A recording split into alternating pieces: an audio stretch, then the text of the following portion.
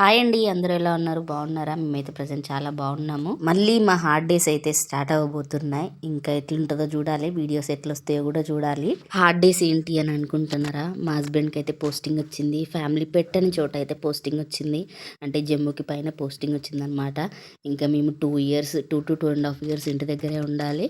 మేము ఇంటి దగ్గర మా ఆయన డ్యూటీలో ఉంటారనమాట. అందుకే నేనైతే వాటిని హార్డ్ డేస్ అని అయితే చెప్పిన. మాకైతే ఈ 2.5 years చాలా కష్టమైన ఫేజ్ అనమాట. మా హస్బెండ్ డ్యూటీలో మేము ఇంటి దగ్గర ఉంటాం కాబట్టి. ఇంటికాడ అత్తమ్మ వాళ్ళు అమ్మ వాళ్ళు అందరు ఉంటారు. కానీ ఎంతైనా చిన్న చిన్న అకేషన్స్లో కానీ డైలీ రొటీన్లో కానీ ఇంకా అన్నిట్లలో అయితే మేము మా హస్బెండ్ని మిస్ అవుతాం కదా. అందుకే అట్లా చెప్పిన అనమాట. మరి ఇంకేం లేదు, ఇంటికి వెళ్తే అంత కష్టమా అంటే అట్లేం లేదు, హ్యాపీయే. కానీ మా హస్బెండ్ ఉంటే ఇంకా హ్యాపీ ఉంటుంది కదా. ఆయన దూరంగా ఉంటే కొంచెం కష్టంగా ఉంటుంది అంతే.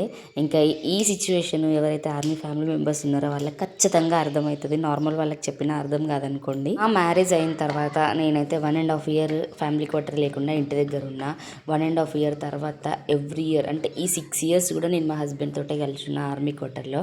సో అందుకు ఇప్పుడు ఇంకా 2.5 years ఇంటికి వెళ్ళిపోవాలి ఆర్మీ క్వార్టర్ని వదిలి అంటే చాలా బాధగా ఉంది అసలు.